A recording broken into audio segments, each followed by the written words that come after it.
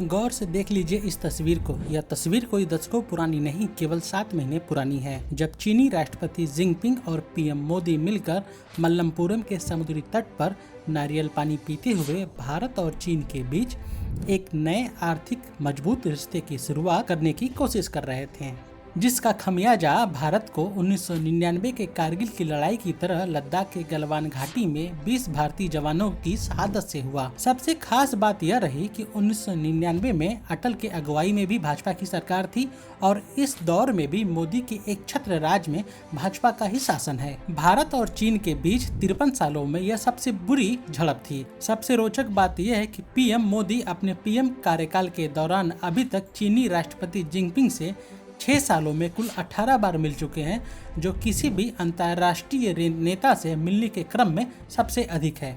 एक तरफ जहां जिनपिंग कोरोना वायरस के कारण पूरी दुनिया से जूझ रहे हैं, तो दूसरी तरफ भारत से सटे 3348 किमी वास्तविक सीमा रेखा पर उलझे हैं। इसके मायने क्या हैं? क्या यह एक दिन की कोई आर्थिक नाराजगी है? इसको जानने के लिए हमें कुछ समय पीछे चलने की जरूरत है। चीन ने हमेशा से ही भारत को घेरने की कोशिश की है, चाहे वो 1962 का जंग का मैदान हो या फिर स्ट्रिंग ऑफ पल्स के सहारे क्यों न हो। कई बार तो वह सफलता के करीब तक पहुंच चुका है, जिसमें जंग में हार से लेकर चीन के ऊपर निर्भरता तक शामिल है। इसके साथ ही यह कहना गलत नहीं होगा कि चीन ही हमारा सबसे बड़ा दोस्त और सबसे बड़ा दुश्मन भी है। इसका प्रमुख कारण पिछले साल ही 92 अरब डॉलर मूल्य के द्विपक्षीय व्यापार का सबसे बड़ा भागीदार चीन ही रहा है। भारत के कुल व्यापार में चीन की कुल हिस्सेदारी 10.4% है, जबकि चीन में भारत के व्यापार की कुल हिस्सेदारी महज 2.1% है। इससे साफ है कि चीन के सामानों से बायकॉट करके हम अपने भावनाओं को तो संतुष्ट कर सकते हैं, लेकिन सच्चाई से मुंह नहीं मोड़ सकते हैं। आपको यह भी बताना जरूरी है कि जब से पीएम मोदी सत्ता में आए हैं, तब से चीन से 2 बड़े टकराव हो चुके हैं। पहला 2014 में देमचोक में उस समय हुआ जब जिनपिंग भारत की यात्रा पर आए थे। दूसरा 2017 में डोकलाम विवाद तो अभी जेहन से उतरा भी नहीं है। आज भी हम लोग छोटी बड़ी जरूरतों के लिए चीन पर ही निर्भर हैं। शायद इसी दूरदृष्टि का नतीजा है कि पीएम मोदी ने देश को आत्मनिर्भर बनाने की दिशा में काम करना प्रारंभ कर दिया है।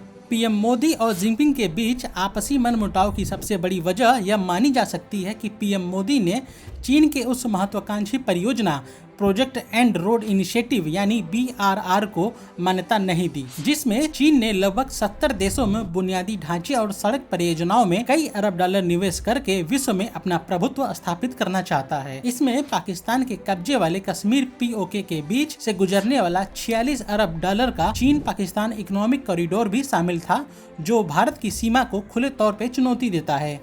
जिनपिंग इस बात से भी नाराज थे कि पीएम मोदी ने आखिरकार इस परियोजना में होने से इनकार क्यों कर दिया, और यही तकरार भारत और चीन के बीच बढ़ते टकराव की वजह माना जा सकता है। लेकिन पीएम मोदी को एक बात का ख्याल रखना होगा कि जिनपिंग ने 2018 में 2 कार्यकाल के बाद से पद छोड़ने की शर्त को समाप्त करवा लिया है, और इसी चीन के साथ दुनिया में सबसे लंबी विवादित सीमा रेखा हमारे साथ है। दूसरी तरफ इस नजरिए को ध्यान में रखते हुए भारत को अपनी रणनीति तैयार करने की जरूरत है। एक अन्य वजह यह भी है कि पिछले साल अगस्त में पीएम मोदी ने अनुच्छेद 370 के माध्यम से कश्मीर में यथास्थिति को बदलकर लद्दाख को अलग कर केंद्र शासित बनाने के फैसले को चीन ने चुनौती के तौर पर लिया और उसका खुलकर विरोध किया।